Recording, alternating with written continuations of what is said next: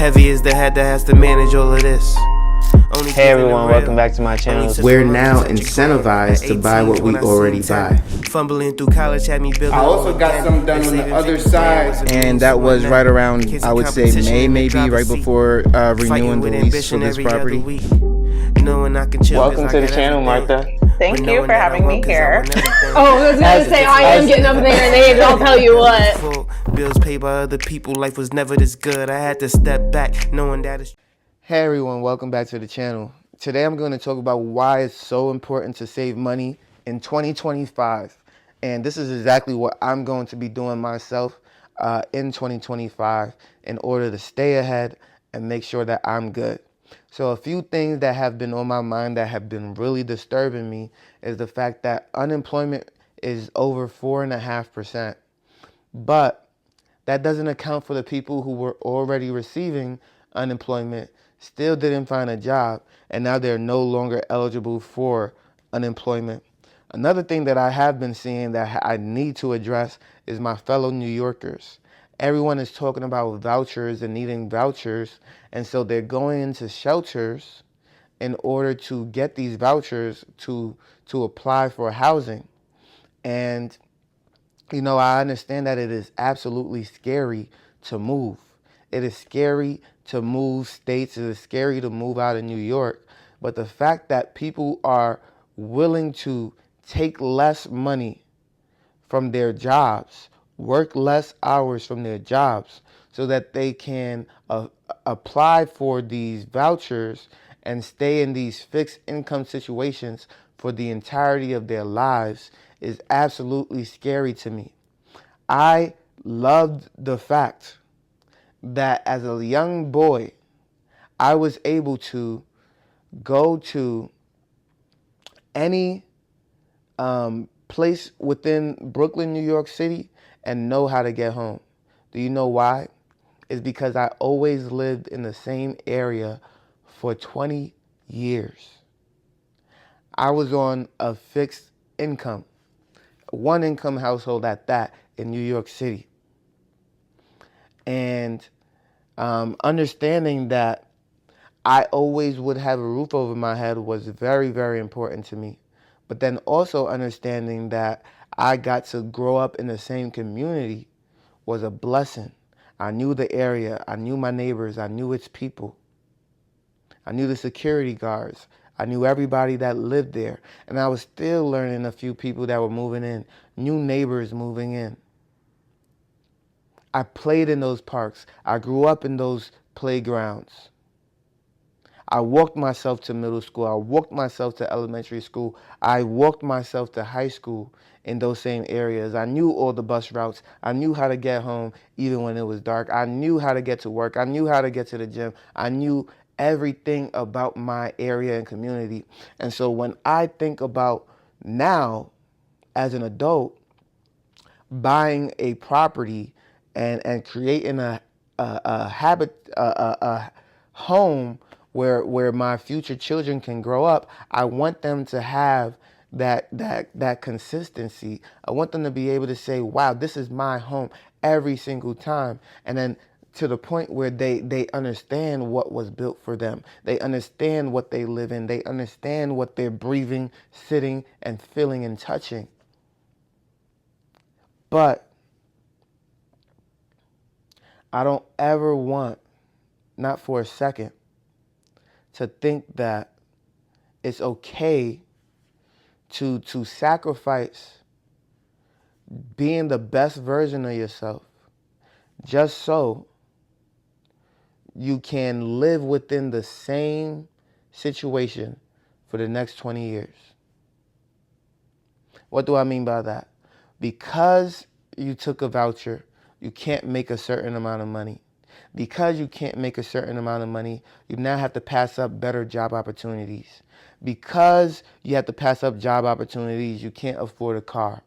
Because you can't afford a car, you have to rely on New York City transportation, where someone just got burned the other day and another person, I believe, got pushed on the train tracks.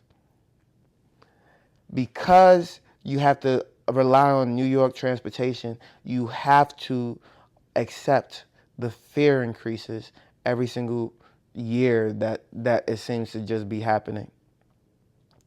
Because you have to accept the fear increases, you need more money. Because you need more money, you need a better job. Because you need a better job, you need to get off of the voucher. Because you need to get off the voucher, you are scared shitless. Excuse my language, but you are scared shitless because you do not want to be without that voucher. You do not want to be without government assistance and government help. And I'm here to tell you that New York is not New York without you. I'm here to tell you that when you are ready to say no to all of the reliance on the government, that they have a stranglehold on you, just like in California, they have a stranglehold on its people. And I'm sorry, I have some people coming and do some work for me. So I think they may just be here now. Let me see. Oh, no, they're not here yet. All right. See, this is all in real time, people. So because of that, it is so hard. It's scary for people to move.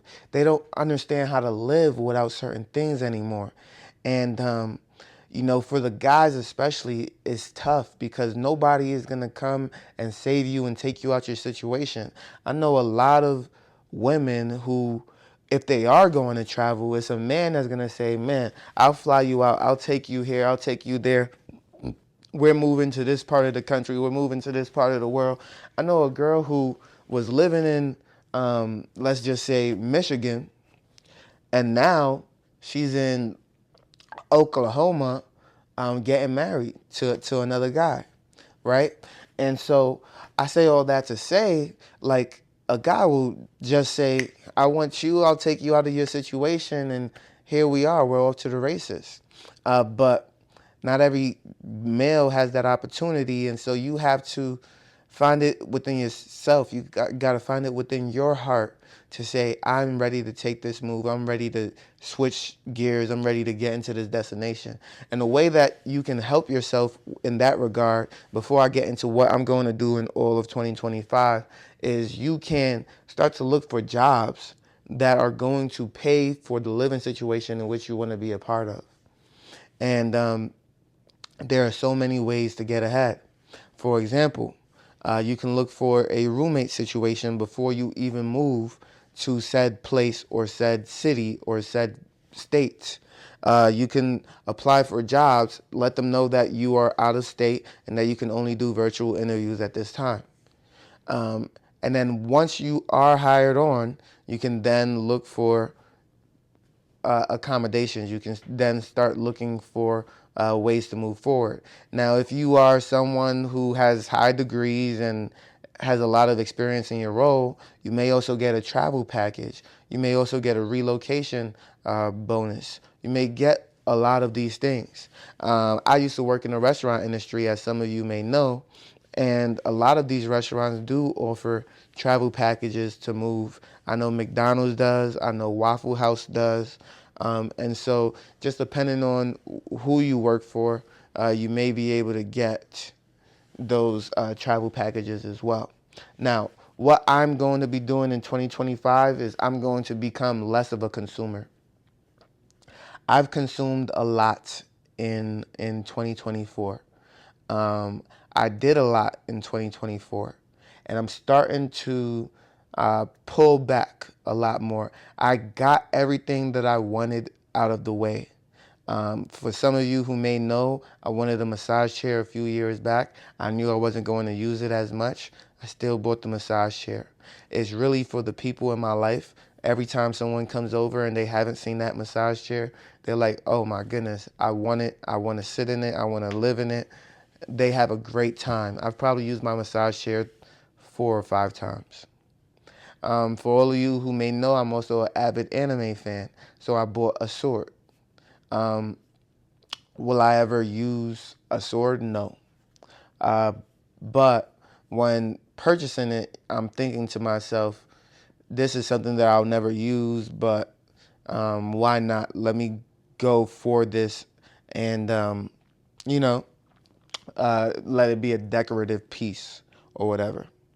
Another thing would be just random stuff, like whether it's video games that I don't play, TVs that I don't use. Now, all of this is for the people in my life that you want to show a good time. Really, that's what we do it for, right? That's what we make money for. You don't make money just to be on your own and live forever. You can be a billionaire, but you need people, or else your life would be boring. So I'm going to become less of a consumer. I will spend money on drinks, gifts, things like that. But for myself personally, I'm not going to be spending a lot on me. I feel like I've gotten enough stuff and I don't need more stuff, if that makes sense. And so that's going to save me a lot. That's going to save me a lot. I'm not going to eat out as much. And so that's also going to be a great benefit to me as well. Maybe I'll do a lot more family gatherings and things like that, to where I don't necessarily need to eat out too much and we'll just cook.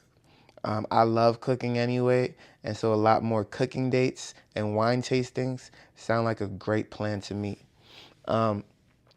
So again, a lot of people are unemployed. I do believe that the economy is recovering.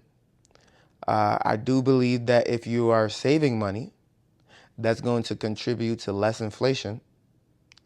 And so that's also going to hurt the U.S. economy as well, because if you're saving money, you're not spending it. And so there are people who may be laid off as a consequence to that, unless interest rates drop further. And so when rates drop further and you're saving money, you will have the opportunity to now buy a house at a lower interest rate, which is exactly what people want. And so, with that being said, not everybody's going to follow this advice. And so this is a consumer nation. People will continue to consume. But if you end up being on the opposite side of that, you're going to be better off for it in 2025.